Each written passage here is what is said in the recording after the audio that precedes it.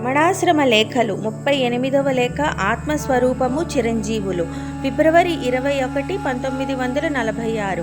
మొన్న ఎడవల్లి రామశాస్త్రి గారు వచ్చారిక్కడికి.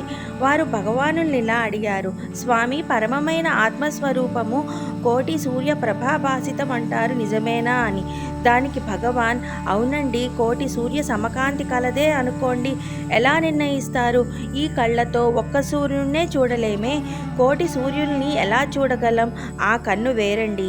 ఆ కంటితో చూడగలిగినప్పుడు ఆ పరాత్పరమైన ఆత్మస్వరూపానికి ఏ పేరైనా పెట్టుకోండి, కోటి సూర్యులో కోటి చంద్రులో ఏదో ఒకటి అని అన్నారు భగవాన్.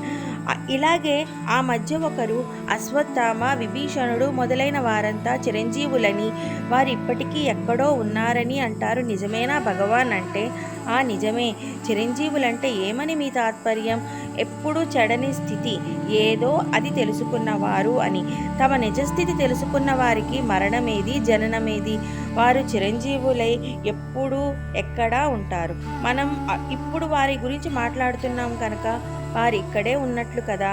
అలాగే ఎప్పుడు ఎవరు ఎక్కడ తలుచుకుంటే అక్కడే ఉంటారు.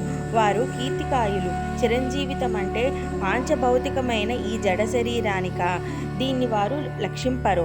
బొమ్మరిళ్లలాగా బ్రహ్మ కల్పాలే తారుమారవుతూ ఉంటే ఆ కల్పాలలోని కల్పిత చిత్రాలకు స్థిరత్వం కల్పించడం పొసగుతుందా అన్నారు భగవాన్.